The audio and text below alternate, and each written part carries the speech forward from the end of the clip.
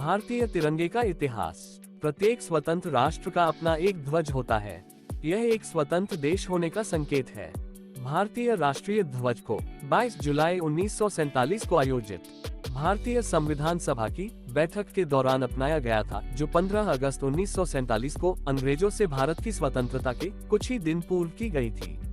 इसे 15 अगस्त 1947 और 26 जनवरी 1950 के बीच भारत के राष्ट्रीय ध्वज के रूप में अपनाया गया और इसके पश्चात भारतीय गणतंत्र ने इसे अपनाया। भारत में तिरंगे का अर्थ भारतीय राष्ट्रीय ध्वज है। भारतीय राष्ट्रीय ध्वज में 3 रंग की पट्टियां हैं। सबसे ऊपर केसरिया, बीच में सफेद और नीचे गहरे हरे रंग की पट्टी, और ये तीनों समानुपात में हैं। ध्वज की चौड़ाई का अनुपात इसकी लंबाई के साथ 2 और 3 का है। सफेद पट्टी के मध्य में गहरे नीले रंग का एक चक्र है। ये चक्र अशोक की राजधानी सारनाथ के शेर के स्तंभ पर बना हुआ है। इसका व्यास लगभग सफेद पट्टी की चौड़ाई के बराबर होता है और इसमें 24 तीलियां हैं। भारत के राष्ट्रीय ध्वज की ऊपरी पट्टी में केसरिया रंग है, जो देश की शक्ति और साहस को दर्शाता है। बीच में स्थित सफेद पट्टी धर्म चक्र के साथ शांति और सत्य का प्रतीक है। इस धर्म चक्र को विधि का चक्र कहते हैं, जो 3वीं शताब्दी ईसा पूर्व मौर्य सम्राट अशोक द्वारा बनाए गए सारनाथ मंदिर से लिया गया है। इस चक्र को प्रदर्शित करने का आशय ये है कि जीवन गतिशील है और रुकने का अर्थ मृत्यु है। निचली हरी पट्टी उर्वरता, वृद्धि और भूमि की पवित्रता को दर्शाती है। गांधी जी ने सबसे पहले 1921 में अपने झंडे की बात की थी। इस झंडे को पिंगली वेंकैया ने डिजाइन किया था। इसमें 2 रंग थे, लाल रंग हिंदुओं के लिए और हरा रंग मुस्लिमों के लिए। बीच में एक चक्र था। बाद में इसमें अन्य धर्मों के लिए सफेद रंग जोड़ा गया। स्वतंत्रता प्राप्ति से कुछ दिन पहले संविधान सभा ने राष्ट्रध्वज को संशोधित किया। इसमें चरखे की जगह अशोक चक्र ने ली, जो कि भारत के संविधान निर्माता डॉक्टर बाबा साहेब भीमराव अंबेडकर ने लगवाया। इस नए झंडे की देश के दूसरे राष्ट्रपति डॉक्टर सर्वपल्ली राधाकृष्णन ने फिर से व्याख्या की। 21 फीट लंबाई, 14 फीट चौड़ाई के झंडे पूरे देश में केवल 3 किलो के ऊपर फहराए जाते हैं। मध्य प्रदेश के ग्वालियर जिले में स्थित किला उनमें से एक है। इसके अतिरिक्त कर्नाटक के नारगोंड किले और महाराष्ट्र के पन्हाले किले पर भी सबसे लंबे झंडे को फहराया जाता है। 1951 में पहली बार भारतीय मानक ब्यूरो BIS ने पहली बार राष्ट्रध्वज के लिए कुछ नियम तय किए। 1968 में तिरंगा निर्माण के मानक तय किए गए। ये नियम अत्यंत कड़े हैं। केवल खादी या हाथ से काता गया कपड़ा ही झंडा बनाने के लिए उपयोग किया जाता है। कपड़ा बुनने से लेकर झंडा बनने तक की प्रक्रिया में कई बार इसकी टेस्टिंग की जाती है। झंडा बनाने के लिए 2 तरह की खादी का प्रयोग किया जाता है। एक वह खादी जिससे कपड़ा बनता है और दूसरा खादी के केवल कपास, रेशम और ऊन का प्रयोग किया जाता है। यहाँ तक कि इसकी बुनाई भी सामान्य बुनाई से भिन्न होती है। ये बुनाई बेहद दुर्लभ होती है। इसे केवल पूरे देश के 1 दर्जन से भी कम लोग जानते हैं। धारवाड़ के निकट गदग और कर्नाटक के बागलकोट में ही खादी की बुनाई की जाती है, जबकि हुगली एकमात्र लाइसेंस प्राप्त संस्थान है जहां से झंडा उत्पादन व आपूर्ति की जाती है। बुनाई से लेकर बाजार में पहुंचने तक कई बार BIS प्रयोगशालाओं में इसका परीक्षण होता है। बुनाई के बाद सामग्री को परीक्षण के लिए भेजा जाता है। कड़े गुणवत्ता परीक्षण के बाद उसे वापस कारखाने भेज दिया जाता है। इसके बाद उसे 3 रंगों में रंगा जाता है। केंद्र में अशोक चक्र को काढ़ा जाता है। उसके बाद इसे फिर परीक्षण के लिए भेजा जाता है। BIS झंडे की जांच करता है, इसके बाद ही इसे फहराया जा सकता है। भारत का तिरंगा ध्वज भारत के स्वतंत्रता संग्राम काल में निर्मित किया गया था। वर्ष 1857 में स्वतंत्रता के पहले संग्राम के समय भारत राष्ट्र का ध्वज बनाने की योजना बनी थी, लेकिन वह आंदोलन असमय ही समाप्त हो गया था और उसके साथ ही वह योजना भी बीच में ही अटक गई थी। वर्तमान रूप में पहुंचने से पूर्व भारतीय राष्ट्रीय ध्वज अनेक पड़ावों से गुजरा है। इस विकास में यह भारत में राजनीतिक विकास का परिचायक भी है।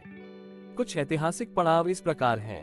प्रथम चित्रित ध्वज 1904 में स्वामी विवेकानंद की शिष्या भगिनी निवेदिता द्वारा बनाया गया था। 7 अगस्त 1906 को पारसी बागान चौक कलकत्ता वर्तमान कोलकाता में इसे कांग्रेस के अधिवेशन में फहराया गया था। इस ध्वज को लाल, पीले और हरे रंग की क्षैतिज पट्टियों से बनाया गया था। ऊपर की ओर हरी पट्टी में 8 कमल थे और नीचे की लाल पट्टी में सूरज और चांद बनाए गए थे। बीच की पीली पट्टी पर वंदे मातरम लिखा गया था।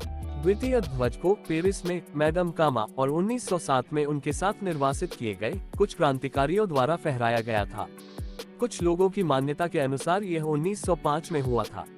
ये भी पहले ध्वज के समान था, सिवाय इसमें सबसे ऊपर की पट्टी पर केवल एक कमल था, किंतु 7 तारे सप्तऋषियों को दर्शाते थे। ये ध्वज बर्लिन में हुए समाजवादी सम्मेलन में भी प्रदर्शित किया गया था। 1917 में भारतीय राजनीतिक संघर्ष ने एक निश्चित मोड़ लिया। डॉक्टर एनी बेसेंट और लोकमान्य तिलक ने घरेलू शासन आंदोलन के दौरान तृतीय चित्रित ध्वज को फहराया। इस ध्वज में 5 लाल और 4 हरी क्षैतिज पट्टियां एक के बाद एक और सप्तऋषि के अभिविन्यास में इस पर 7 सितारे बने थे। ऊपरी किनारे पर खंभे की ओर यूनियन जैक था। एक कोने में सफेद अर्धचंद्र और सितारा भी था। कांग्रेस के सत्र बेजवाड़ा वर्तमान विजयवाड़ा में किया गया। यहाँ आंध्र प्रदेश के एक युवक पिंगली वेंकैया ने एक झंडा बनाया और गांधी जी को दिया।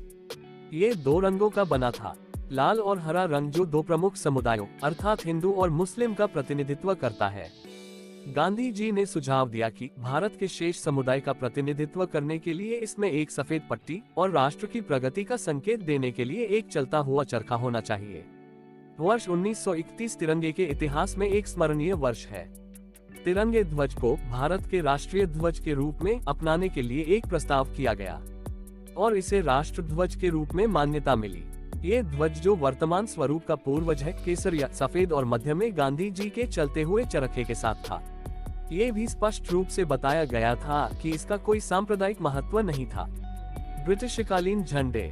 ब्रिटिश ईस्ट इंडिया कंपनी का 1801 का ध्वजा। ब्रिटिश सरकार के अधीन भारत का झंडा। ब्रिटिश भारतीय पताका ब्लू स्टार इंडिया के साथ नौसेना ध्वज के रूप में प्रयोग किया जाता रहा झंडा। कोलकाता फ्लैग 1906। तिरंगा झंडा, जो केंद्र में एक चरखा के साथ सफेद, हरे और लाल का है। गांधी का ध्वज 1921 में कांग्रेस की बैठक में पेश किया। केसरिया सफेद और केंद्र में एक चरखा के साथ हरे रंग का एक तिरंगा झंडा। स्वराज ध्वज आधिकारिक तौर पर 1931 में कांग्रेस द्वारा अपनाया गया। 1950 में भारत के गणतंत्र बनने के उपरांत भारतीय मानक ब्यूरो BIS ने 1951 में पहली बार ध्वज की कुछ विशिष्टताएं बताईं। Bureau of Indian standard BIS द्वारा राष्ट्रध्वज को तैयार करने के 3 दस्तावेज जारी किए गए हैं। इसमें कहा गया है कि सभी झंडे खादी के सिल्क या कॉटन के होंगे। झंडे बनाने का मानक 1968 में तय किया गया, जिसे 2008 में पुनः संशोधित किया गया। तिरंगे के लिए 9 स्टैंडर्ड तय किए गए हैं। सबसे बड़ा झंडा 21 फीट लंबा और 14 फीट चौड़ा होता है। सबसे पहले बेंगलुरु से लगभग 550 किलोमीटर दूर स्थित बगालकोट जिले के खादी ग्रामोद्योग संयुक्त संघ में कपड़े को बहुत ध्यान से काता और बुना जाता है। इसके बाद कपड़े को 3 अलग अलग लॉट बनाए जाते हैं।